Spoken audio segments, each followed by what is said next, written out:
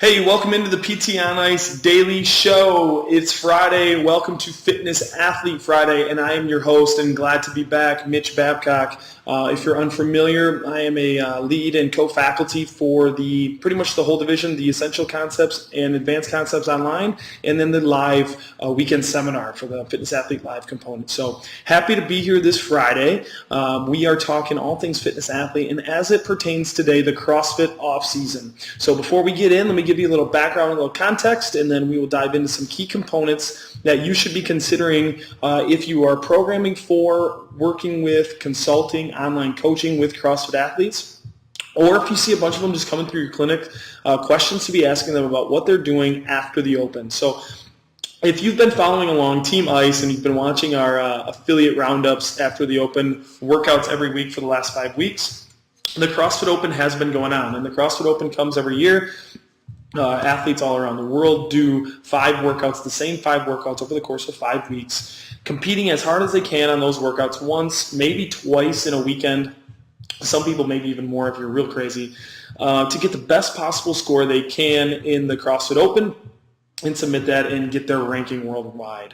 The entire Team Ice competed this year. We had a leaderboard, and if you want to look back at each individual workout, we did a roundtable roundup after each workout, and those are up on our YouTube page. So also, if you don't know, Ice Physio has a YouTube page. Yes, you can check us out on YouTube and watch us get after these PT on Ices over there. But nonetheless, so that lasted 5 weeks, and over the course of those 5 weeks, they were very intense workouts. Athletes are giving their absolute best effort once, if not twice, in a weekend, right? Neurologically very fatiguing, right? Also physically very strenuous. That's a lot of volume being dumped on athletes. If we look at some of the movements that were programmed, we saw double unders. We always see double unders in high volume sets, right? A lot of jumping, beating up on the calves and Achilles. We saw a lot of bar work. We always do. We had chest to bar, we had toe to bar, we had bar muscle ups, right, in this CrossFit Open. So a lot of hanging and gymnastics works from the bar. We didn't have any ring component this year. We did see that last year, but nonetheless, we did see some high volume gymnastics components. A lot of squat volume, squat cleans and thrusters of that sort. And pressing overhead, right? The shoulders are also pressing barbells overhead in the form of thrusters and snatches, etc., right? So over those 5 weeks, athletes doing these workouts, twice in a given weekend, there's a lot of volume being thrown at the athlete, and they've been prepping for this leading up to the CrossFit Open. This is the CrossFit athlete season, right? So they've been peaking and leading into this. If CrossFit is your sport and it's your hobby, recreational fitness avenue, you've been leading up into the CrossFit Open for a couple months. Once we peak for the Open, we're pushing and putting our best performance forward. It's important that CrossFit athletes have some sort of off-season. And in that off-season that we have some idea and some design as to what we're going to ask them to do, what our goals are for that off-season, how we're going to structure it, and kind of how we're going to progress through it. Here are some general guidelines or some general ideas of what that should look like.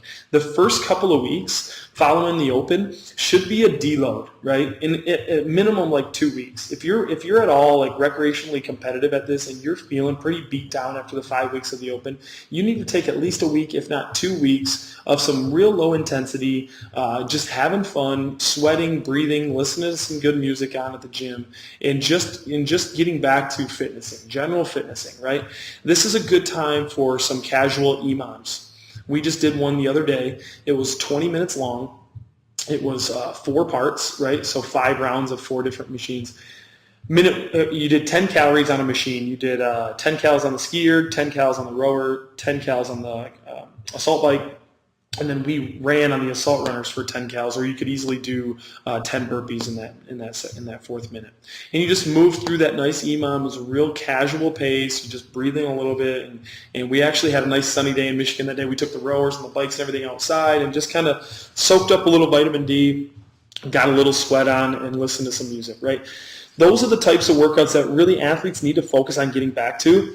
If you're competitive in the sport of CrossFit or just going at it for the best that you can individually, that you need some time in that first 2 weeks of coming off the bar, not doing any high volume gymnastics work, right? We need to come off the pull-up rig and give our shoulders time to kind of heal up and not put that volume and capacity on them in that window.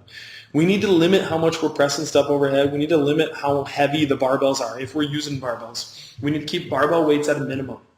Think in terms of like 95 pounds on the bar maybe, and not trying to kill ourselves with extra volume or high volume squat sets or overhead sets, right? This is a good time to break out the kettlebells, the sandbags. We had a yoke. We did some yoke carries the other day. Just getting some odd implements. Again, still maintaining some strength, still maintaining some general fitness, but overall, neurologically allowing the body to reset and allowing the mind to reset. Because ultimately, if you're going to progress again, we're going to have phases and peaks where we're going to ask the intensity to ramp up. And so we need phases where the intensity comes down a little bit. So we just peaked at a very high intensity moment for the 5 weeks of the Open. And now is the time to bring the intensity down and get back to having fun exercising, right? So that would be the goal. Ensure that your athletes are doing this. Because what can happen a lot of times is athletes do the 5 weeks of the Open, finish in a place that they don't want to finish in, or upset with their overall standings, and want to get right back to work again and killing themselves in the gym to try to immediately start the improvements for the next season. And that's great. That's a great overall mindset to have, right? Looking to work hard on your weaknesses. But if we don't address that little bit of deload time in there, you're going to run into burnout really, really fast, right? Potentially may run into some overuse injuries or things of that nature, some nagging stuff that you just didn't give the appropriate amount of time for them to heal up. This is a really, really good window to do it. You don't want to have to push it off 2 or 3 months and then have to take some time off and then try to jumpstart again. Use an appropriate deload phase, and that happens right now for 2, maybe even 3 weeks if you need it, right? After that, we can start to transition, and we're going to transition into more of a strength and hypertrophy phase. Every single athlete can benefit from getting stronger. Even if you have a squat that's heavier than what you saw in the Open, having a heavier squat relatively makes that 95-pound bar that shows up even lighter for you, right? And so you can manage those lighter barbell weights easier when your relative strength is higher, right? So we're going to transition into a strength and hypertrophy focused phase. Hypertrophy is going to be very important here, right? We want to get the tendons and the muscles stronger, right? We want to put more size on. We want time under tension for those tendons. That's what they're craving, right? Those tendons crave load and they crave tension. So we want to give them some hypertrophy-focused accessory work to allow them to really become robust and really, really strong and prepare for the next season when we start adding on volume, when we start piling on the gymnastic volume and the metcons, right? This is the time to lay that foundation, right? That foundation phase of strength and hypertrophy comes next after your deload. That's going to look in forms of getting back to the basics of back squatting and front squatting, getting back to the basics of strict pressing, maybe some bench press. I know for a lot of our CrossFit athletes that might sound foreign, but throw in some bench press in there, right, to better train the shoulder. Don't forget about your time now for horizontal pulling, right? Just the other day, Alan and I did some bent over barbell rows. We did some seal rows, which if you're not familiar, it's basically prone on a bench and you're doing a chest-supported horizontal row. Those are great for developing strength in the posterior shoulder and integrating that horizontal pulling movement that is so often talked about, how it's left out of CrossFit. Now is a great time to put that in and really build overall robustness of the shoulder. Other things that are important. Don't forget the small movers. Don't forget the accessory volume of shoulder strengthening, right? Rotator cuff strengthening. Don't forget the small work of single leg squats, single leg pistol work, single leg deadlifts with a kettlebell. We just got on the GHD for some hip extensions or some GHD Nordic curls up there on the GHD to strengthen the hamstrings and make the back stronger. All of these components that take time and are often overlooked in a normal training session when we're trying to get more metcons and more volume done, this is the time to put it in. So look at your schedule in 3 days a week or 2 days a week, however your split shakes out. But if you can focus on 2 to 3 days a week where you're focusing on some strength and hypertrophy-focused work, right now over the next kind of mesocycle before we transition, so for the next 6 to 8 weeks, if you can prioritize that, you'll be in a much better position After those 8 weeks, when you come out being stronger, shoulders are feeling better, ready to tolerate more volume, relative barbell loads feel easier for you, you put on some strength, and you're in a position then to transition into the next phase before the next open, which would be getting back to some intensity, right? While we're focusing on that strength and hypertrophy phase, we're not neglecting general fitness, right? We're still integrating metcons. We're starting to ramp back up the intensity, but only at like a moderate intensity level. Maybe once or twice a week we'll really touch some real high intensity volumes, right? Really some short, fast burners. But for the most part, we're in that general fitness phase of just some standard conditioning, standard CrossFit conditioning workouts, and not really trying to, I wouldn't say in that competitive mode where it's all out, wide open, but pushing our thresholds, doing some more EMOM training as well, and working on some skill sets and starting to integrate that intensity piece a little bit more. Then when we're getting into the later phases, then we can start putting our strength and hypertrophy, all that foundation work you've been putting in, start carrying it over into the movements that are more seen in CrossFit, which means you're transitioning now from a basic strength cycle now into an Olympic lifting cycle, right? Where we're focusing more on the snatch and the clean and jerk, thrusters, other movements like that with the barbell that are going to show up. The strength work you put in and the hypertrophy work you put in is going to allow you to be able to handle and tolerate the barbell weights when we snatch it clean better, right? So that's why we focus on that back squat, front squat, deadlift, bench press cycle to get you in a position where we're starting to pull and squat or pulling from the floor and squatting barbells, that we're stronger and we can tolerate those better, right? So that Olympic lifting cycle is going to follow third on the list. And this is where we can really start to up the intensity level even more and starting to get back into some more classic training split of integrating more intensity and more metcons at a more frequent level. You can visualize how this is a slow ramp up over the course of 3, 4, 5 months coming off of the CrossFit Open. But if we don't program it this way, what happens is you finish the Open, you're burned out, but you go right back into the high intensity stuff, thinking that it's more of the high intensity stuff that's going to get you better for the next Open.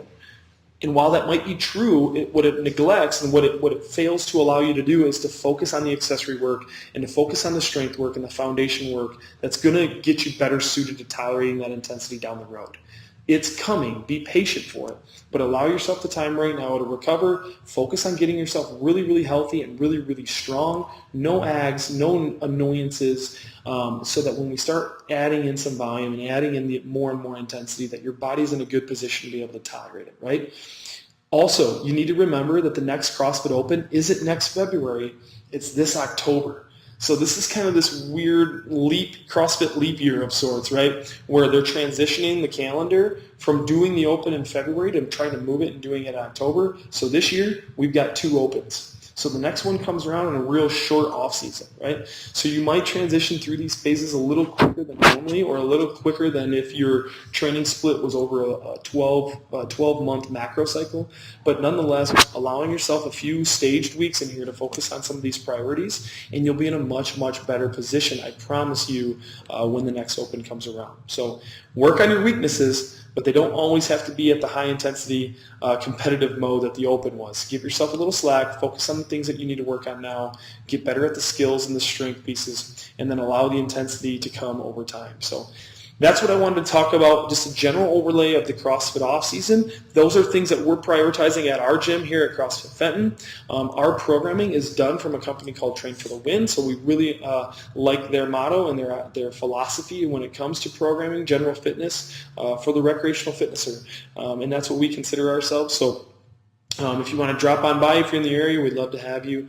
A few things, guys. We're always talking about the hump day hustling. We are every week we're talking as a team, trying to put resources together to hand deliver to you guys that we think are worth opening and worth looking at, articles that are coming across our computers and our desks that we think would be good to pass along to you guys, any social media posts that are a quick 1 or 2 minute read or video that would be worth your time. We're trying to condense those into 3 to 5 pieces and send them out to you every Wednesday. So that's the Hump Day Hustling email. Go to ptonice.com, scroll to the bottom, and just throw your email in there and sign up. I promise you won't get spammed, and it'll be worth your 2 minutes that it takes to sign up.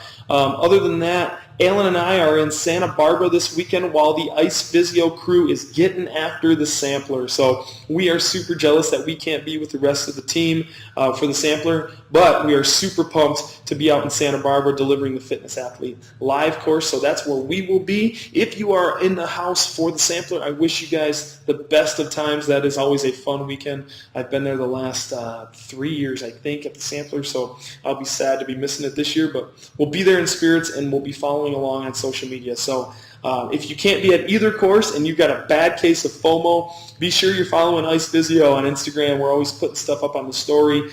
Check out on Facebook if we got pictures or posts that we got to notify you guys about. And my West Side Canadian crew, we're bringing the Fitness Athlete Live course up there twice next year. So Victoria and Vancouver. I'm really, really excited about those. Victoria is coming up in May. So really excited to be taking a long flight up to Victoria and spending a few days over there. I've heard nothing but absolutely wonderful things about that. So nonetheless, guys, thanks for another week of you tuning in to PT on Ice. Your time and you guys downloading this podcast and sharing it with your friends is really, really important to us. So we want to thank you for always making this a priority on your drive in or on your drive home from work or whenever you get a chance to download and listen to it on whatever platform you listen to it on. So thank you so much for your time. I wish you all a fantastic weekend, and we'll see you out there on the road sometime as we always do. Take care.